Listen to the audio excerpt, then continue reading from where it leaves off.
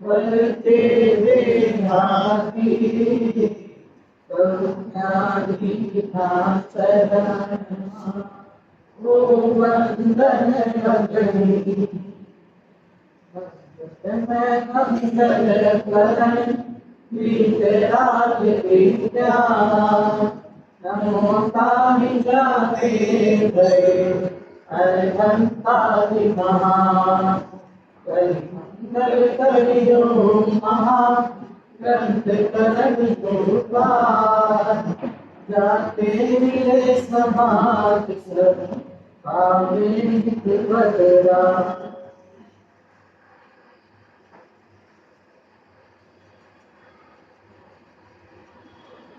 लक्षण महापर्व का आज छठा दिवस उत्तम संयम धर्म का है।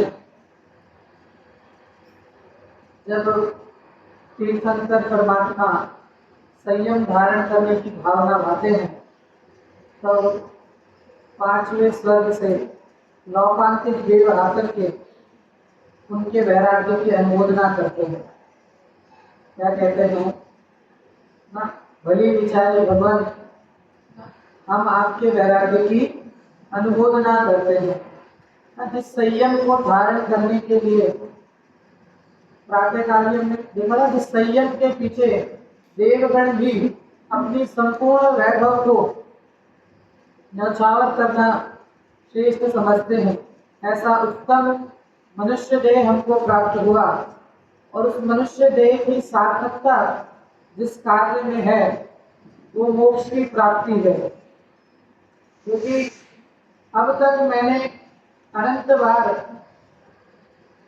बाहर के कार्य तो बहुत किए, लेकिन अपना कार्य करना बाकी रह गया। तो उस कार्य की विधि क्या है, उस कार्य का मार्ग क्या है ना। पहले दूसरे दिन हमने देखा था दो वस्तुएं हैं, एक मार्ग है और एक मोक्ष है, एक मोक्ष का मार्ग है, एक उपाय है और एक उपेय है। तो जो मोक्ष जो हमारा साध्य है, जो हमारा प्रयोजन है, उस मोक्ष की सिद्धि किस तरह से होती है वो पंडित जी ने बताया कि ये जो 5 समवाय हैं, कौन कौन से। पहला स्वभाव, दूसरा पुरुषार्थ, तीसरा कार्यबुद्धि, चौथा भविष्यता और 5वां निमित्त। अभी भी आधे लोगों की आवाज नहीं आई। ये 5 नाम तो आपको याद होने ही चाहिए, नहीं तो 10 दिन निकल जाएंगे और आपको विषय ख्याल ही नहीं है। कौन कौन से वाक्य से? पहला स्वभाव, दूसरा पुरुषार्थ, तीसरा कार्यबुद्धि, चौथा भविष्यता और 5वां निमित्त।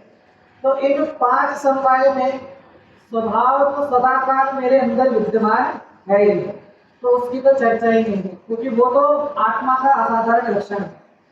अब जो बाकी के 4 समवाय बचे, उसमें पंडित जी ने कहा कि ये काललब्धि और भवितव्यता तो कोई वस्तु है ही नहीं। जिस काल में कार्य हुआ वो काललब्धि और जो कार्य हुआ वो भवितव्यता, तो इन दो को हटाया। फिर कर्म आदि के जो उपशम आदि के हैं, उसमें वो पुत्र की शक्ति है, उसमें तेरा कुछ चलता नहीं। इसके लिए तुझे पुरुषार्थ से उद्यम करने का उद्देश्य देते हैं। ये अपना प्रकरण चल रहा है। अब जो प्रश्न कल उठा था, कल जो अपन ने प्रश्न पढ़ा था ना, 2nd नंबर का जो प्रश्न पढ़ा था, वहां से प्रारंभ कर रहा हूँ, फिर आगे बढ़ेंगे। जो कल प्रश्न हुआ था कि भ्रम का कारण भी तो कर्म है, पुरुषार्थ क्या करे, उसका उत्तर लिखा था सच्चे उपदेश से निर्णय करने पर भ्रम दूर होता है। किसके द्वारा? सच्चे उपदेश है ना। दिनेश्वर देव ने जो उपदेश दिया है उस उपदेश के द्वारा निर्णय करने पर भ्रम दूर होता है, परंतु ऐसा पुरुषार्थ नहीं करता, क्योंकि किसी जीव को जो निमित्त आदि मिले है ना, दिनेश्वर देव का जो उपदेश का निमित्त मिला, उसके बाद भी लब्धियां होती ना, 5 प्रकार की जो लब्धियां हैं, उसमें जो देशना लब्धि, देशना लब्धि तक वो आया, लेकिन देशना लब्धि से जो प्रायोग्य वाली जो चर्चा है ना, देशना लब्धि में जो सुना उसको जो प्रायोग लब्धि में ले जाकर चढ़ना, प्रायोग लब्धि का प्राप्त होना, तो ये कहा कि इसको सच्चे उपदेश से निर्णय करने पर भ्रम दूर होता है, परंतु वह ऐसा पुरुषार्थ नहीं करता। कल हमने उल्टा पुरुषार्थ देखा था, द्रव्यलिंगी का उदाहरण दिया था ना, कि इतना पुरुषार्थ करता है और आसान श्रेय। 7वें नरक में जाना है तो पुरुषार्थ करना पड़ेगा कि नहीं? प्रश्न समझ में आ रहा है? हम जिस पुरुषार्थ की कर रहे हैं ना, कि हम पुरुषार्थ करते हैं, तो प्रश्न क्या कहा? 7वें नरक में जाना है तो पुरुषार्थ करना पड़ता है कि नहीं करना पड़ता? और अभी तो है ना, हमारे अभाग्य की महिमा ऐसी है कि अभी तो हम 7वें नरक में भी ना उस जाति का पुरुषार्थ ही नहीं है अभी इस पंचम काल में, इस कालगत है ना इस तरह में अभाग्य, कैसे कि हम उस 7वें नरक तक भी अब जा नहीं सकते हैं, इतनी हमारी सामर्थ्य नहीं है। तो वहां भी जाने के लिए पुरुषार्थ तो करना पड़ता है ना। जो भी पाप भाव कर रहा है, ये जितनी भी क्रिया आदि कर रहा है, वो एक तरह से पुरुषार्थ मान के कर रहा है ना। ये जितना भी सुबह उठने से लेकर रात तक जितना भी कार्य कर रहा है, वो पुरुषार्थ मानता है कि नहीं मानता है? पुरुषार्थ मान के कर रहा है ना। लेकिन यहाँ पंडित जी कह रहे हैं कि वो कौन सा पुरुषार्थ है? वो उल्टा पुरुषार्थ है। तेरा क्या है? वो उल्टा पुरुषार्थ है। कहता है तुझे सम्यक जो पुरुषार्थ है, कैसा? जिनेश्वर देव के उपदेश अनुसार, अर्थात जिनेन्द्र भगवान ने जिनवाणी में जो उपदेश, जो पुरुषार्थ का उपदेश दिया है, उस अनुसार यदि तू पुरुषार्थ करता है तो तेरा ये जो भ्रम है ना, ये तेरा भ्रम भी क्या हो जाता है? दूर होता है। लेकिन इसी बात को पुष्ट करते हुए दूसरे अधिकार के अंदर प्रश्न क्रमांक 51 है, 51 नंबर का पेज है, सबसे अंतिम पंक्ति, तीसरा अधिकार टाइटल है दर्शन मोह से दुख। कल जो उदाहरण लिए थे ना, दर्शन मोह से दुख वाला, उसी में आपके में 51 नंबर का पेज पे अंतिम पंक्ति क्या कह रहे हैं कि ये हम कहां पर अभी 1 इंद्रिय, 2 इंद्रिय, 3 इंद्रिय, 4 इंद्रिय, पंचेंद्रिय में हम कौन सी इंद्रिय है? पीछे वाले कौन सी इंद्रिय हो? वो तो सब ऐसे बैठे हैं बिल्कुल। कौन सी इंद्रिय वाले हो? हाँ, इसके लिए मैं कहा थोड़ा आगे आ जाए करिए। पंचेंद्रिय में कौन? पंचेंद्रिय है ना, पंचेंद्रिय में भी कौन से? संगी पंचेंद्रिय है। मेरा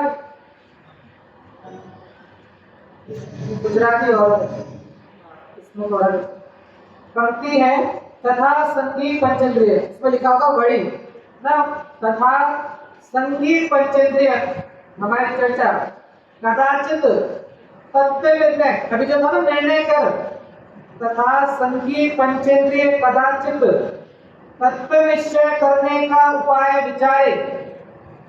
भाव तो क्या भाई?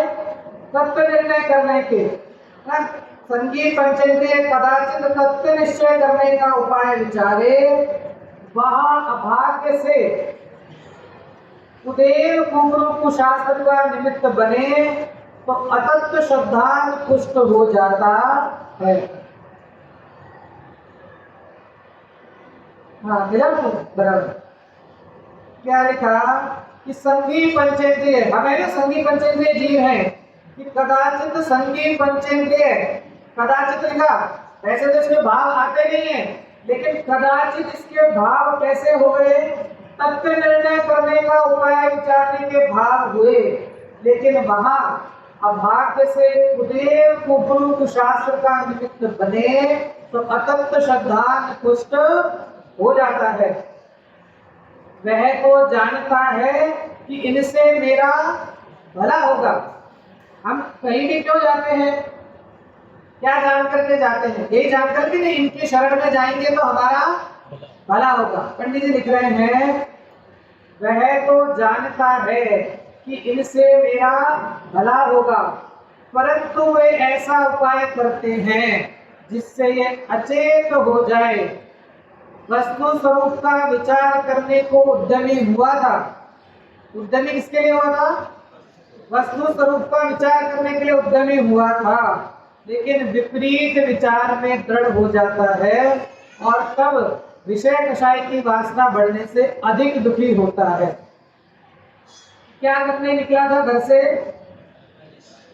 तत्व निर्णय करने की भावना से आया था ना कि मैं तत्व निर्णय करूंगा, लेकिन क्या हुआ?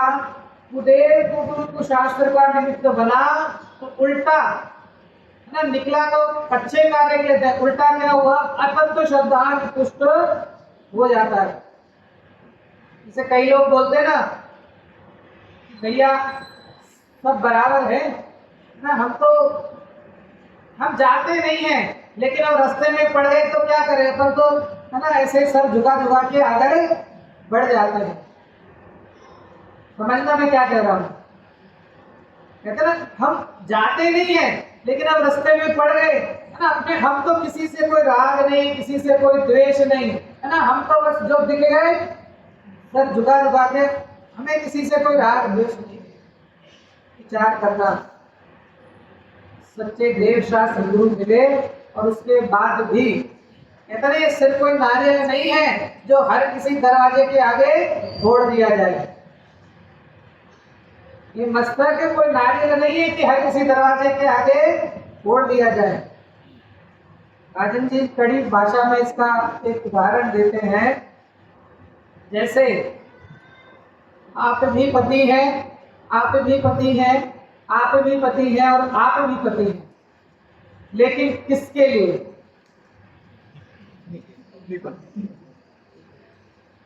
ना पति का व्यवहार तो आप सभी के अंदर है, लेकिन अगर वो स्त्री आप सबको पति माने तो उस स्त्री को जगत में क्या कहेंगे? है ना, जितवाणी में लिखा व्यभिचारिणी। आप भी पति हैं, आप भी पति हैं, आप भी पति और आप भी पति हैं, लेकिन अगर वो स्त्री आप सब में पति का व्यवहार मानेगी तो उसको व्यभिचारिणी कहा जाएगा।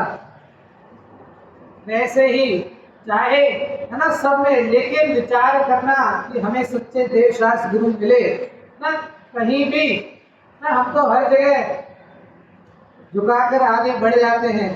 तो विचार करना भैया, ये जो जैन कुल मिला ना, सच्चे देव शास्त्र गुरु, महान पुण्य के वजह से सब समागम सच्चे देव शास्त्र गुरु मिले। ये भव ऐसे ही कहीं भी फोड़ने योग्य, सर फोड़ने के जैसा नहीं। क्या लिखा कि ये निकला तो तत्व निर्णय, तत्व श्रद्धान करने के लिए था, लेकिन कुदेव कुगुरु शास्त्र का निमित्त बल जाए। छड़ाला में लिखा कि कुगुरु जन्म जल उपल नाव। कुदेव कुगुरु कैसे हैं? पत्थर की नाव के समान है। पत्थर की नाव कैसी? जो खुद तो डूबेगी ही और उसके साथ में जो उसका आश्रय लेगा उसको भी डुबाएगी। ऐसे ही जो कुदेव कुगुरु को शास्त्र के निमित्त में जाता है, लिखा पंडित जी ने, वो ऐसा उपाय करते हैं कि ये अचेत हो जाए। न गया किसके लिए था? तो पंडित जी बहुत सुंदर शब्दों में लिख रहे हैं, वह तो जानता है कि इनसे मेरा भला होगा। क्यों जानता है? यही सोच करके ना, वो बीमार हो गया, चिकनगुनिया हो गया, माता निकल गई, तो क्या करना?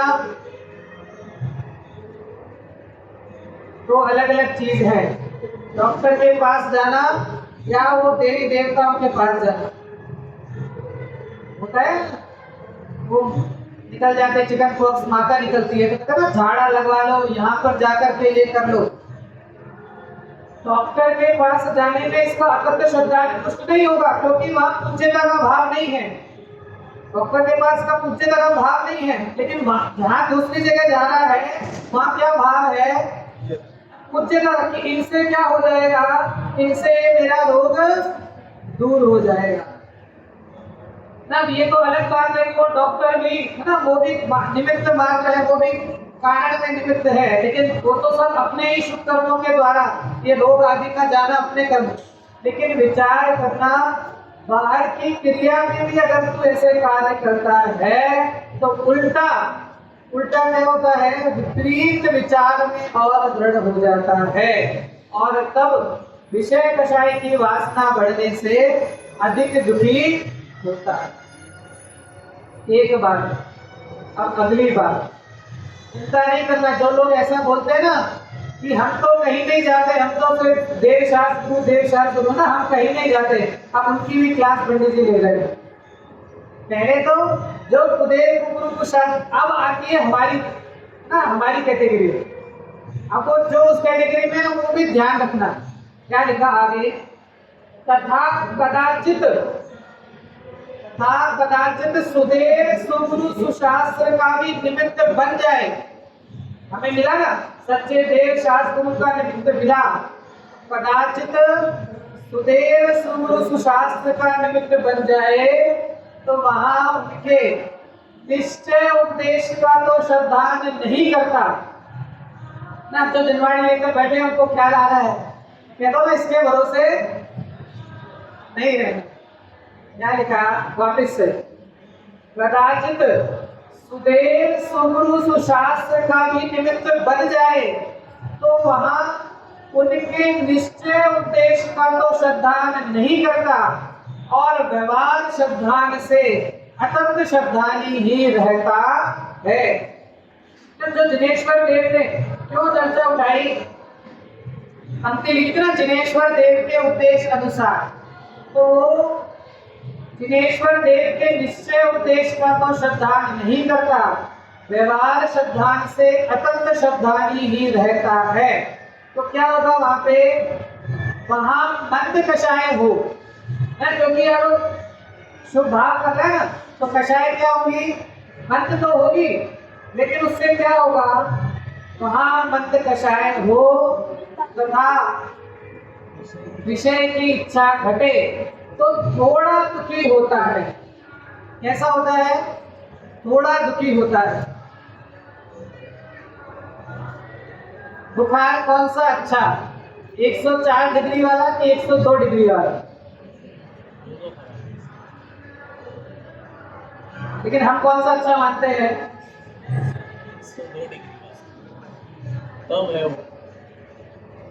डॉक्टर ने से पूछो कौन सा बुखार अच्छा, तो क्या कहेगा?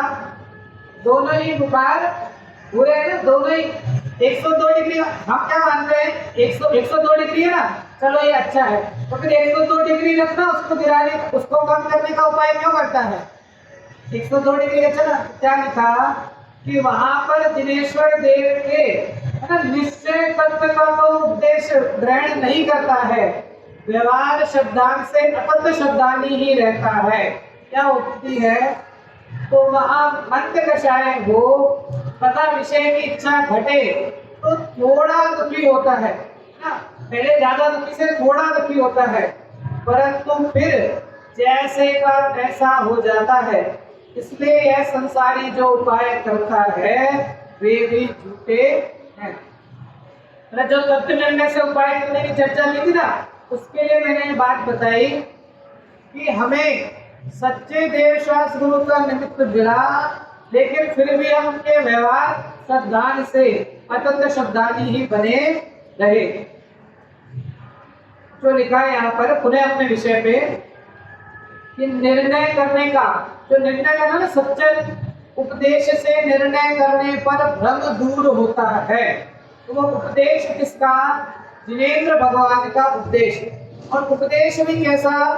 निश्चय वाला उपदेश, जो वास्तविक मोक्ष का स्वरूप बताया है उसकी चर्चा यहाँ पे कर रहे हैं कि निर्णय करने का पुरुषार्थ करे तो भ्रम का कारण जो मोह कर्म है उसके भी उपशमाधिक हो तब भ्रम दूर हो जाए, क्योंकि निर्णय करते हुए परिणामों की विशुद्धता होती है, उससे मोह की स्थिति अनुभाव घटते हैं। सच्चे देव शास्त्र गुरु के उपदेश के अनुसार यदि ये पुरुषार्थ करता है तो इसके जो मोह कर्म है उसके स्थिति अनुभाव क्या होते हैं, घटते हैं।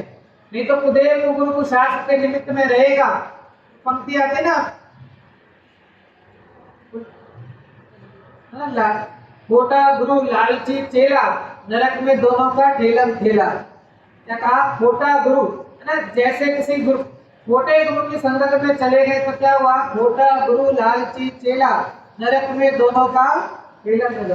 कहाँ जाने वाले? दोनों ही नरक में जाने वाले। तो यहाँ कह रहे हैं कि जिनेश्वर देव के उपदेश अनुसार तो निर्णय करता है तो तेरा भ्रम दूर होता है, मोह की स्थिति अनुभाव घटते हैं। फिर जो प्रश्न आया था कि फिर प्रश्न है कि निर्णय करने में उपयोग नहीं लगता, उसका भी तो कारण कर्म है। हम क्या करें? है ना, हम आपने तो कह दिया निर्णय कर ले, जिनेश्वर देव के उपदेश अनुसार निर्णय कर ले, लेकिन निर्णय करने में भी तो उपयोग नहीं लगता, मैं क्या करूं? है ना, हम तो बिल्कुल भोले, है ना, भूलेला भगवान से, है ना, सब भूले हुए भगवान बैठे हैं कि हमें तो क्या करें भैया, तो निर्णय करने में उपयोग नहीं लगता है, उसका भी तो कारण कर्म है। पंडित जी बता रहे हैं समाधान कि एक इंद्रिय आदि के विचार करने की शक्ति नहीं है, उनके तो कर्म ही का कारण है ना। एक इंद्रिय से लेकर असंगीत तक के जो जीव है ना, वो अगर ऐसा कहें कि निर्णय करने में उपयोग नहीं लगता तो उनकी बात तो मानने योग्य है। जैसे कोई चींटी आए और मैं चींटी को हाथ पे रखकर उसको मोक्ष मार्ग समझाने जाऊं तो उसको समझ में, क्योंकि उसकी क्षयोक्षमगत योग्यता अभी नहीं है, उसकी उस जाति की क्षयोक्षमगत योग्यता नहीं है। मैं उसको समय साल की गाथा ना पढ़ाऊं तो वो उसको समझ में आने वाला नहीं है। लेकिन क्या कहा पंडित जी ने दोबारा? एक इंद्रिय आदि के तो विचार करने की शक्ति नहीं है, उनके तो कर्म ही का कारण है, लेकिन इसके तो मतलब हमारे, लेकिन इसके तो ज्ञानावरण आदि के क्षयोक्षण से निर्णय करने की शक्ति हुई है। हमारे अभी ज्ञानावरण आदि का क्षयोक्षण बढ़ता है ना, तो निर्णय करने की शक्ति हुई है। जहां उपयोग लगाए उसी का निर्णय हो सकता है ना, जहां भी उपयोग लगाना चाहे। जैसे बच्चे होते हैं ना, अभी जैसे 5th 6th के अंदर जाते हैं तो फिर एक लैंग्वेज सेलेक्ट करनी पड़ती है कि कौन सी लैंग्वेज लेनी है। जैसे पहले अब आपके घर में हिंदी चलती है, लेकिन यहाँ पर आपके बच्चे के यहाँ गुजराती है ना, फिर भी वो उपयोग लगाकर उसको सीखता है ना। जैसे आगे चल करके हम फ्रेंच सीखते हैं, है ना, कोई जर्मन लेता है तो जर्मन, आप उसके घर में फ्रेंच चलती है, उसके घर में जर्मन चलती है नहीं, लेकिन फिर भी वो उपयोग लगाए। तो पंडित जी क्या कह रहे हैं? जहां उपयोग लगाए, तो मैंने कहा ना जितने भी ये रूल्स आ रहे हैं, मोटी मोटी बुक आती है, सब कुछ आती है, तो हम जहां उपयोग लगाए उसी का निर्णय हो सकता है। परंतु देखो बड़ी भाषा में कह रहे हैं, परंतु यह अन्य निर्णय करने में तो उपयोग लगाता है। इसके लिए हमारे लिए लिख रहे हैं, परंतु यह अन्य निर्णय करने में तो उपयोग लगाता है और यहाँ उपयोग नहीं लगाता। अन्य निर्णय करना मतलब ये जितनी भी बाहर की चीजें हुई ना, जितना भी बाहर का कहा, तो एक पेज और बताता हूं आपको। 7वें अधिकार में 197 नंबर का पेज है आपके में, और मेरे में 209 नंबर है। टाइटल ही नहीं है। समय सार का कलश है 203 नंबर का, उसके बाद 221 नंबर का कलश है, उसके अगला पेज है, मतलब इसके अंदर पेज नंबर है 197 होगा आपके में। आप हिंदी वाले पीडीएफ को यहाँ प्रश्न है, नहीं भी मिलेगा तो टेंशन मत लेना, और जिसको मिल जाए वो बता देना। यहाँ प्रश्न है, ये जो कर्म की चर्चा चल रही है, हम क्या करें कर्मों से, कर्म ने हमको ऐसा कर रखा है। तो यहाँ प्रश्न है कि कर्म के, यदि कर्म के निमित्त से होते हैं तो कर्म का जब तक उदय रहेगा तब तक यह विभाव दूर कैसे होंगे। 221 नंबर का समय सार का कलश आएगा, उसके एक पेज बाद 194 नंबर का पेज है गुजराती में। हाँ 194, 197 जैसा दिखा। शिष्य ने क्या प्रश्न किया, इधर ध्यान दें। शिष्य ने क्या प्रश्न किया, यदि कर्म के निमित्त से ही ये सब कार्य होते हैं तो जब तक कर्म का उदय रहेगा तब तक विभाव दूर कैसे होंगे, इसलिए उद्यम करना तो निरर्थक है ना। वही चर्चा है ना कि जब तक कर्म का उदय रहेगा तब तक मेरे विभाव दूर कैसे होंगे, तो ये पुरुषार्थ करना क्या है, निरर्थक है। तो उसको समझाते हैं, एक कार्य के होने में अनेक कारण चाहिए, उनमें जो कारण बुद्धि पूर्वक हो उन्हें तो उद्यम करके मिलाए, और अबुद्धि पूर्वक कारण स्वयं मिले तब कार्य सिद्धि होती है। जैसे उदाहरण दिया, जैसे पुत्र होने का बुद्धि पूर्वक, पुत्र होने का कारण बुद्धि पूर्वक तो विवाह आदि करना है और अबुद्धि पूर्वक भवितव्य है।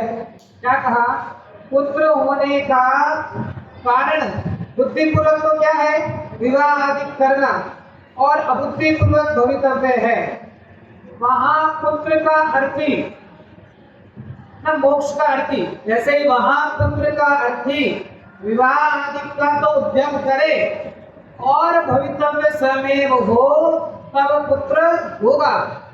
उसी प्रकार विभाव दूर करने के कारण बुद्धि पूर्वक तो तथ्य विचार आदि है और अबुद्धि पूर्वक मोह कर्म से उपशमादिक है।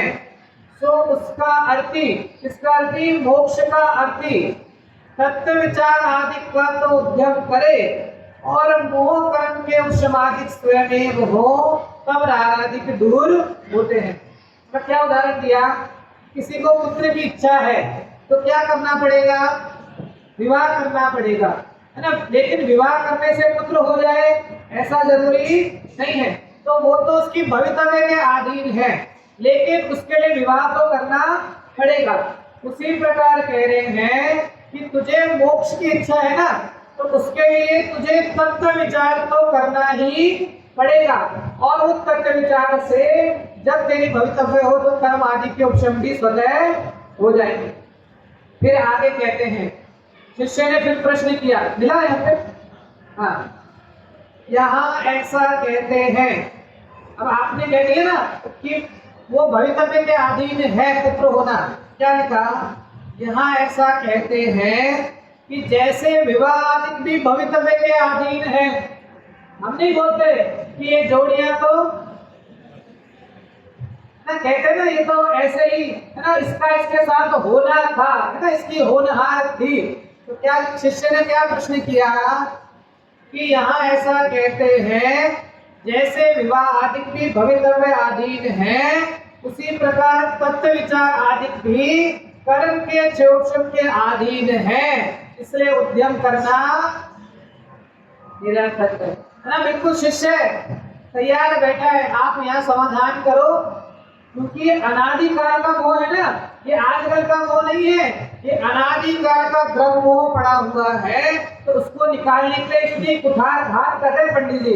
क्या लिखा समाधान, उत्तर कि ज्ञानावरण का तो क्षोभम तत्व विचार आदि करने योग्य तेरे हुआ है, इसलिए उपयोग को वहां लगाने का उद्यम कराते हैं।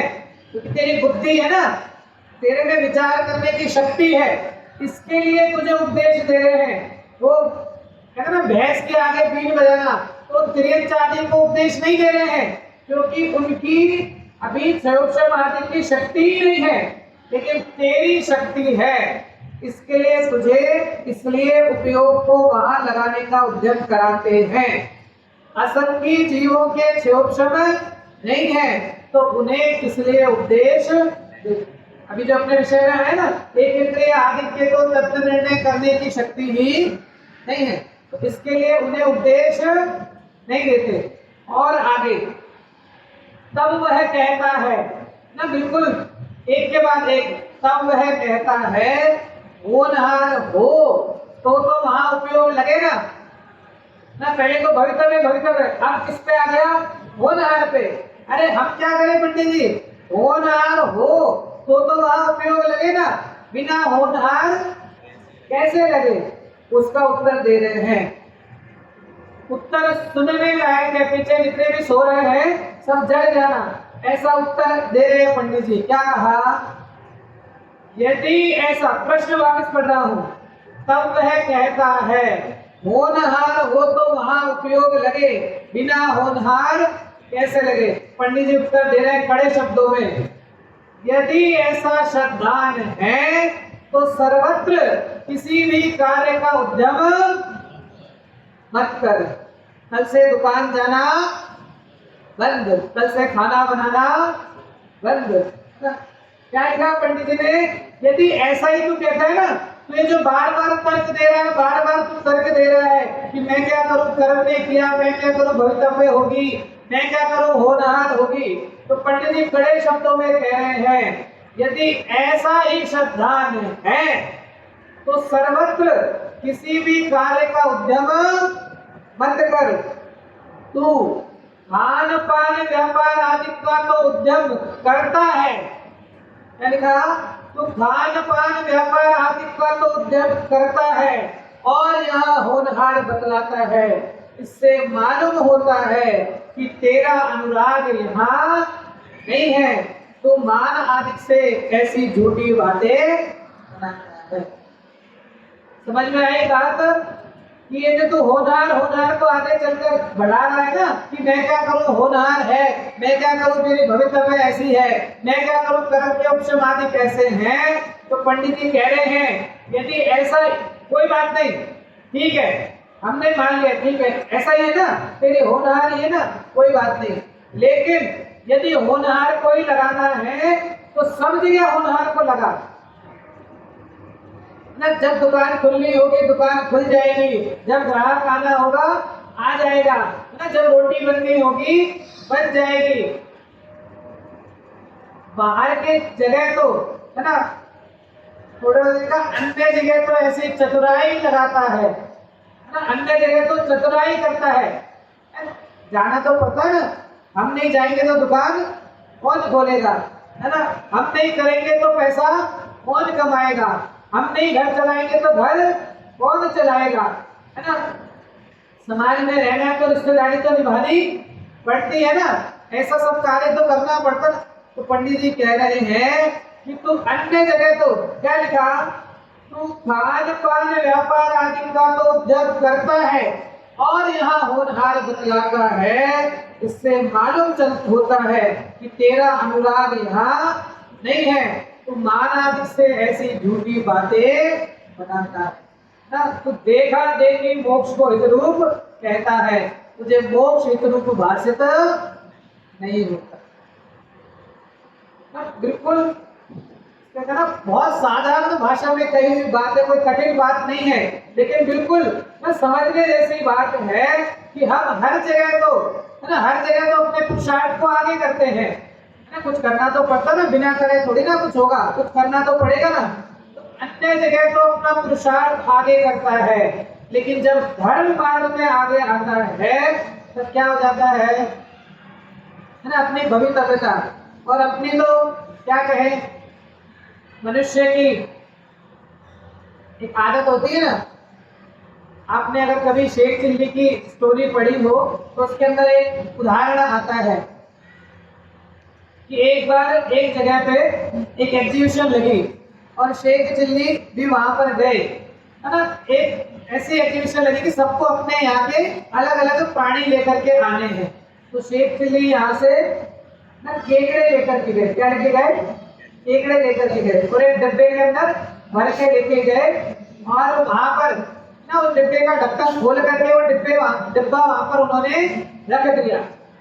अब बाकी के लोग बोले ना, बाकी तो सबने बिल्कुल ऐसा पैक करके और ये ऐसे रखा हुआ था कि आपने डिब्बे का ढक्कन खोला हुआ है, ये निकल जाएंगे तो किसी को काट लेंगे। अरे निकल जाएंगे तो क्या हुआ, किसी को काट लेंगे।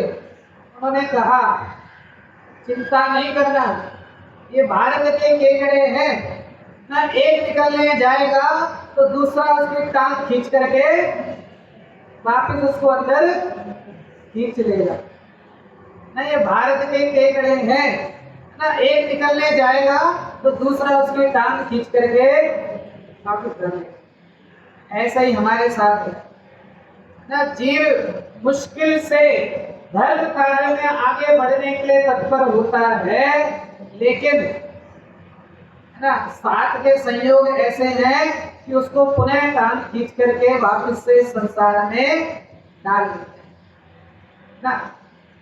मंदिर का समय, प्रवचन का समय, अब कोई निकल के प्रवचन में आने के लिए है ना भरी भागन, उसके भाग्य की वजह से वो प्रवचन में आ रहा था, लेकिन ना दूसरा मिला, अरे कोई बात नहीं, अभी तो समय है ना, 15 मिनट बाद चले जाना, चलो 15 मिनट ये करते हैं नहीं, या प्रवचन तो रोज होते हैं, आज छोड़ दोगे तो क्या है, चलो अपन आज यहाँ घूम करके आते हैं, चलो आज ये देख करके आते हैं, है ना। ये ऐसा ही संयोग है ना, जीव आगे बढ़ना चाहता है लेकिन बार बार उसको टांग खींचने वाले बहुत। इसके लिए कहा कि अपने संयोगों को भी, कहते ना दोस्त भी बनाओ तो देख करके बनाओ।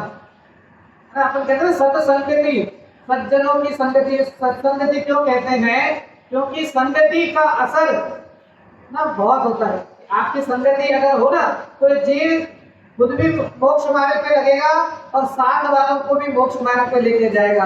और संगति अगर है ना तो संगति रूप में होगी तो वो उल्टा लिखा था ना, अभी मैंने पढ़ा कि वो गया तो क्या करने था, सत्य नृत्य करने गया था, लेकिन उल्टा अतंत शब्दान ही पुष्ट हो जाता है।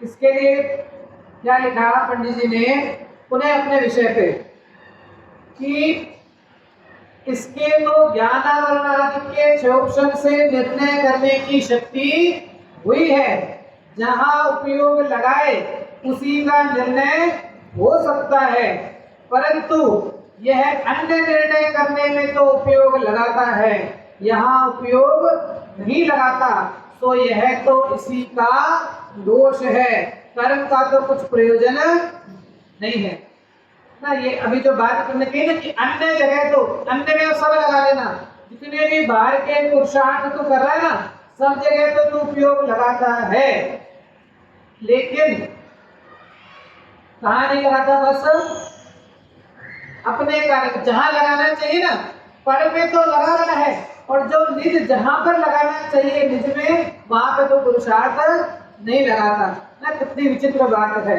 तो फिर से प्रश्न है ना, शिष्य भी प्रश्न के प्रश्न एक के बाद एक प्रश्न है, वापिस से पुनः प्रश्न है कि आपने जो लिखा ना कि कर्म का तो कुछ प्रयोजन नहीं है, लेकिन प्रश्न है कि सम्यक चारित्र का घातक तो मोह है, और उसका अभाव हुए बिना मोक्ष का उपाय कैसे बने ना। हम क्या करें, जब तक ये दर्शन मोहिनी का उदय वर्तेगा तब तक हमारा मोक्ष कैसे होगा।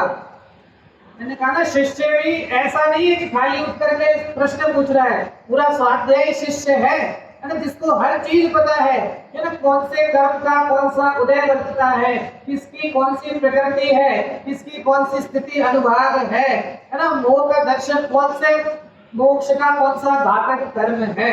क्या लिखा, ये प्रश्न है सम्यक चारित्र का घातक मोह है, उसका अभाव हुए बिना मोक्ष का उपाय कैसे बने ना। फिर उसका समाधान करते हैं पंडित जी।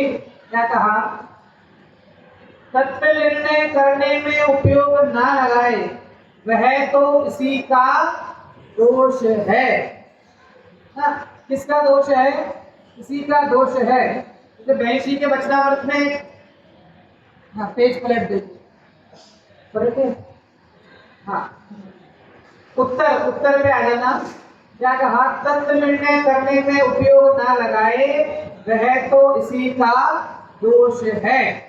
82 के वचनामृत में आता है ना, शेर भेड़ों के झुंड के अंदर, जो उदाहरण आप सबने सुना ही होगा, पंचतंत्र की कहानियों में भी वो उदाहरण कहानी आती है।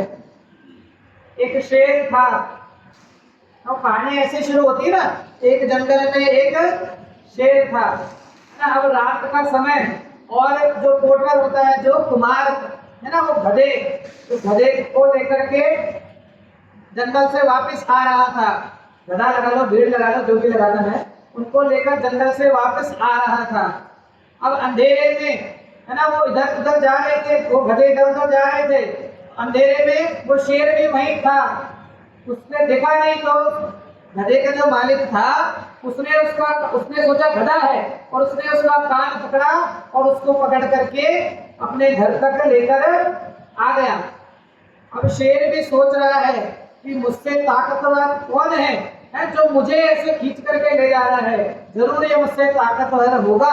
तो वो शेर भी चुपचाप उसके साथ चला गया, और रात के अंधेरे में उसने शेर को घर के बाहर बांध दिया, बाकी गधों के साथ शेर को भी बांध दिया। सुबह जब उठ करके देखा कि अरे मैं किसको लेकर आ गया ना, ये तो शेर है। फिर क्या किया? चलो पहले आपसे पूछ लेता हूं, क्या किया होगा? क्या किया होगा? ना वो तो फिर नहीं, स्टोरी तो ऐसे चलती ना।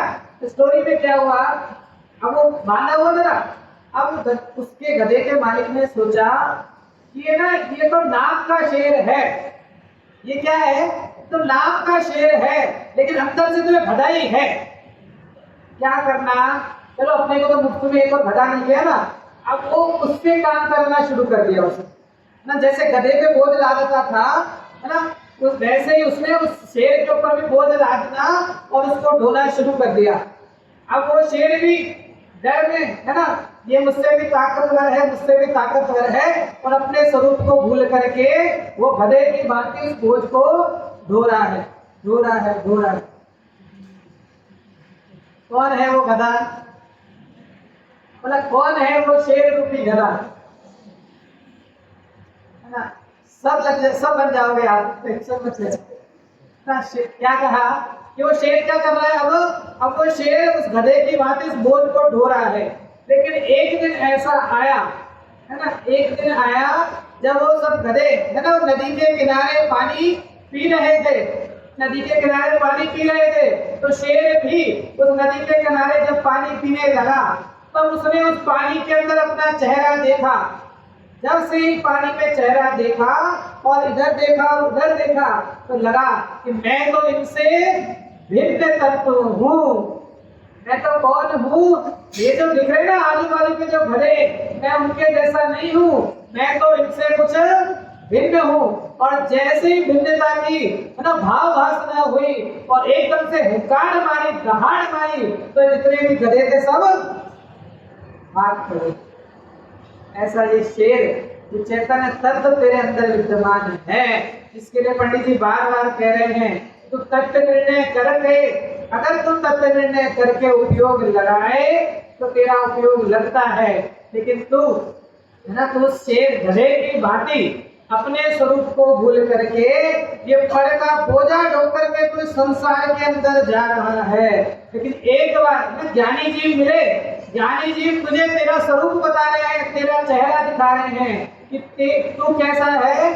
तू इन सब बाकी द्रव्यों से भिन्न, इन बाकी तत्वों से भिन्न, तू तो अविनाशी अभिकारी तत्व है। एक बार तू जान तो सही। क्या लिखा? तो एक से एक उदाहरण याद आ जाते हैं ना। बीच में यहाँ भी आया हुआ, सब मंदिरों में एक फोटो फ्रेम गया था ना, सभी पूरे भारत में सब मंदिरों में एक फ्रेम गया था, जिसमें दो फूल से बने थे, खोजोगे तो पाओगे ना। यहाँ भी आया होगा ना, एक ऐसा फ्रेम था जिसमें ऐसे वो dot dot dot dot dot dot से बने हुए थे और उसमें लिखा था खोजो तो पाओ। क्या था उसके अंदर ना, भगवान की फोटो थी। जिसने नहीं देखा हो वो ठीक, कोई बात नहीं, लेकिन जिसने देखा हो, समुद्र में एक फ्रेम गया था और उसके अंदर बिल्कुल ऐसे फूल फूल से बने हुए थे और क्या कहते थे कि बस ऐसा ध्यान लगाकर ऐसे बीच में देखो तो क्या दिखाई देगा, भगवान दिखाई देंगे ना। अब लोग देखना शुरू किया, लोगों ने देखना शुरू किया। अब देखो इसमें भी कला कैसी, जिसको एक बार दिख गया उसको फिर दोबारा देखने के लिए पुरुषार्थ करने की आवश्यकता नहीं पड़ती। जिसको एक बार उसके अंदर वो भगवान दिख गया ना, उसको फिर दोबारा, मतलब जैसे ही सामने, अरे देखो बिल्कुल दिख रहे हैं, ये देखो बिल्कुल हाथ है, ये पैर है, ऊपर वो छत्र भी दिख रहा है, कितनी सुंदर प्रतिमा दिख रही है। लेकिन जिसको नहीं दिखा है ना, जिसको नहीं दिखा, अब वो बता रहा है कि देखो बिल्कुल ऐसा बीच में दिख रहा है, देखो बिल्कुल ऐसे भगवान दिख रहे हैं ना। अब उसको दिखाई तो दे नहीं रहा, उसको दिख नहीं रहे, लेकिन अब वो क्या करे बेचारा ना। वो सोचे कि अगर मैं कहूं कि नहीं दिखा तो ये लोग मुझे क्या कहेंगे ना, मुझे मूर्ख समझेंगे। तो वो भी कहता है हाँ हाँ दिख गया दिख गया, हाँ बिल्कुल बिल्कुल, हाँ ये बीच में है ना, ऐसा दिख गया। ऐसे भी बहुत लोग होंगे ना, होंगे ना ऐसे भी बहुत लोग कि जिनने उसमें देखा तो नहीं, लेकिन कह देते हैं कि दिख गया दिख गया।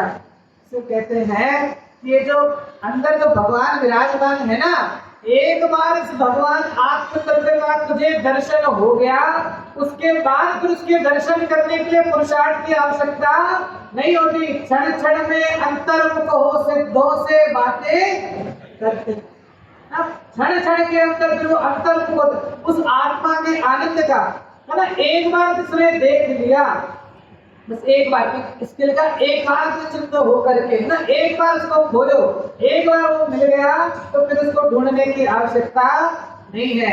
ऐसे पंडित जी बार बार कह रहे हैं कि तू इस आत्म तत्व को, तुझे क्यों कह रहे हैं, पहले तो समाधान दिया क्योंकि तेरे अंदर समझने की लायक बात है, इसलिए। बाकी एक इंद्रिय आदि से लेकर असंख्य तक को उपदेश नहीं दिया है, क्योंकि उनके उस जाति का क्षोभम नहीं है। लेकिन तू संगी पंचेंद्रिय है, तेरे उस जाति का क्षोभम है, इसके लिए तुझे तत्व निर्णय से पुरुषार्थ करने का उपदेश देते हैं। उत्तर कब तक हो गया, समय हो गया ना, है 5 मिनट और है ना। हाँ, तत्व निर्णय करने में उपयोग ना लगाए वह तो इसी का दोष है, तथा पुरुषार्थ से तत्व निर्णय में उपयोग लगाए तब स्वयं ही मोह का अभाव होने रूप सम्यक्त आदि रूप मोक्ष के उपाय का पुरुषार्थ बनता है।